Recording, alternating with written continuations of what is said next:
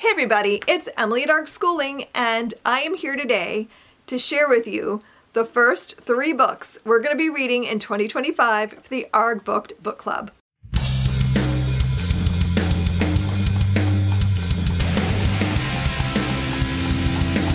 I am so excited about our year of reading. I think it's going to be so much fun.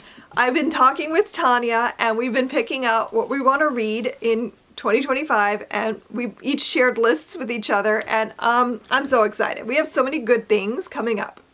But today I want to tell you what we're going to be reading in January, February, and March. So let's just get into it. If you're curious about joining in with the Arrrgh Book Club, every year we read 10 books together. We read from January to October, and each month we read a book together, and then we host a live show discussion here on my channel the first Saturday of the following month. So in January, we're going to be reading The Small and the Mighty by Sharon McMahon. I have been so excited to read this book. I've been following Sharon for I think about a year now, maybe a year and a half, somewhere in there.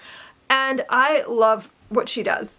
I love her work. I was so excited when I saw that she was coming out with a book, because I just know this is going to be a favorite. So what this does is this is like a bunch of biographies about 12 unsung Americans who changed the course of history from the founding to the civil rights movement. So we're following these people who are sort of lesser known heroes, and I love that. So I'm so excited to read this book and learn about some people I've probably never heard about. So we're going to be reading this together in January. I cannot wait. In February, we're going to be reading I Who Have Never Known Men by Jacqueline Harpman. I have been curious about this book for a little while now, and so when I saw Tanya had it on her list, I was like, oh, we're going to definitely read that. And it's short, so perfect for February, because this will be a relatively fast read, I think. I don't really know a lot about what this is, and I don't really want to know that much. All I can tell you is this is sort of dystopian and apocalyptic. We're following a girl who is living with 39 other women in an underground bunker kind of situation. They have never been exposed to the outside world, I don't think.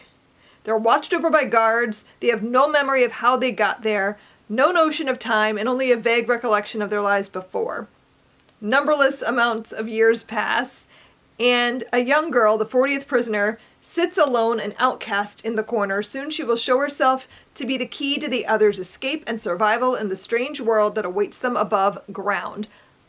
I am so curious about this, and I cannot wait to read it. So we're going to be reading this in February. Then in March, this has been on my shelves for a while. I've been wanting to read more by this author, so I'm excited that Tanya and I both wanted to read it. That is Half-Life by Gillian Cantor. This is a story about Marie Curie. What this book does is it alternates through a what-if scenario.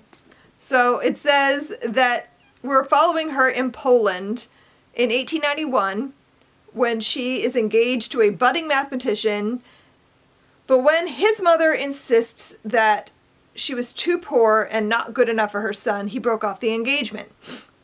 And then she leaves Poland for Paris, where she would attend the Sorbonne to study chemistry and physics. Eventually, Marie Curie would go on to change the course of science forever and be the first woman to win a Nobel Prize. But what if she made a different choice?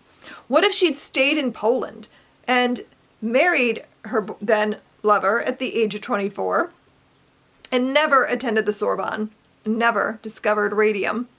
What if she had chosen a life of domesticity with a constant hunger for knowledge in Russian Poland, where education for women was restricted instead of studying science in Paris and meeting Pierre Curie?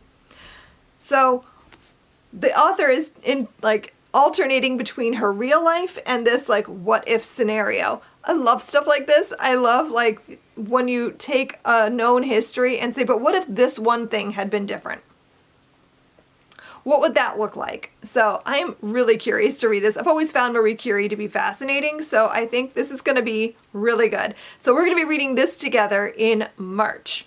So here you go, guys. This is what we're going to be reading the first 3 months of 2025. I cannot wait. I'm so excited to read all of these books. So it's going to be such a good reading year. We're going to be reading The Small and the Mighty in January, I Who Have Never Known Men in February, and Half-Life in March. So excited. Cannot wait to read with you guys in 2025. I hope you enjoyed this video. Let me know in the comments down below which of these books that you are the most excited to read. And I will see you guys in my next video. Happy reading. Bye.